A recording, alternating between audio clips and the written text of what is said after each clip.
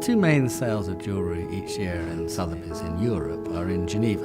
And this year is a pretty extraordinary sale. We've got not only a magnificent selection of important gemstones, but we're holding our fourth annual section of noble jewels, which have created an enormous amount of interest. The highlights, I think, are undoubtedly in diamonds this time. We have 3 or 4 exceptional diamond rings. Beginning with a 52 carat D flawless emerald cut diamond. 50 carats is a real benchmark weight in white diamonds of this quality.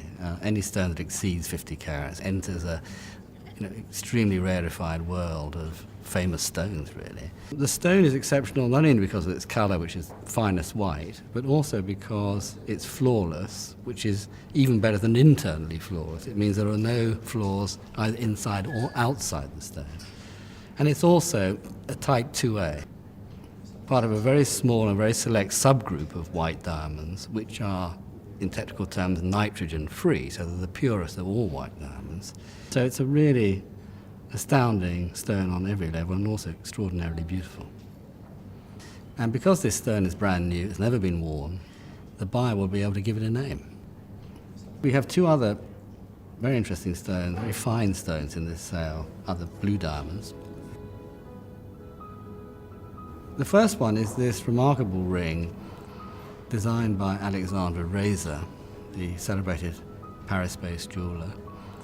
And it combines not only a magnificent 5 carat vivid blue, which is the top colour grading for blue, but also a 5 carat D internally flawless. The stones are absolutely perfectly matched in shape and size. It's what's called a trois et moi ring, you and I, and is obviously a perfect alliance or a token of love. The other blue diamond in the sale is this remarkable 7.64 carat cushion shape. Cushions, unmodified cushions, are extremely rare in coloured diamonds. Generally the shape of coloured diamonds is either as a modified cut to increase the colour. This is a classic cushion-shaped stone. It's potentially flawless, so it means it'll be flawless after mild polish, which would be through wear. And it's a top intense blue, not a vivid, this is an intense blue. I've picked this piece because it's a personal favourite of mine. What I like about this is that the design reference is really 4th century, 5th century BC Greek. Diamonds contrasted with the sheer black surfaces of onyx, set in platinum, of course.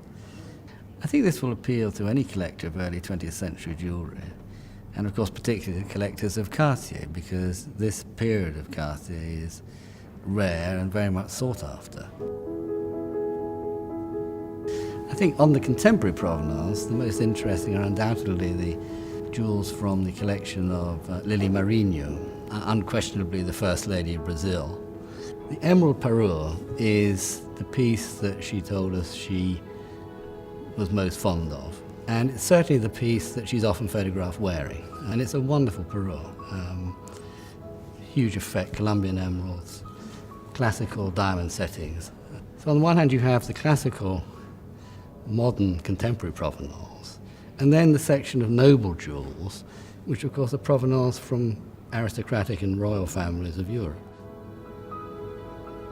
Several pieces one could point out, but I'd just like to draw your attention really to the Sapphire Necklace. The Sapphire Necklace is part of a group of jewels consigned by His Serene Highness Prince Carlo della Torre Tasso. It was made by Malario in about 1870 in Paris, and is a spectacular jewel. I mean, it has everything that one thinks of when one thinks of late Victorian jewellery, and it's absolutely typical of that period. It's accompanied by a spectacular natural pearl and diamond corsage ornament, which is a little bit earlier, dating from about 1850, and had originally been from the collection of Grand Duchess Olga of Russia, who became Queen of Greece. So the provenance is hugely important to the value of these pieces and makes them very, very interesting for collectors, quite apart from the fact that they're quite spectacular jewels and can be worn on many occasions and will be greatly enjoyed. These jewels are completing a world tour. They'll be in Paris on the 26th and 27th of April, then briefly in the Middle East before they come back to Geneva for the sale. There's an exhibition in Geneva from Saturday the 8th until the day of the sale on the 11th in the Beau Rivage Hotel in the middle of Geneva, and we look forward to seeing you.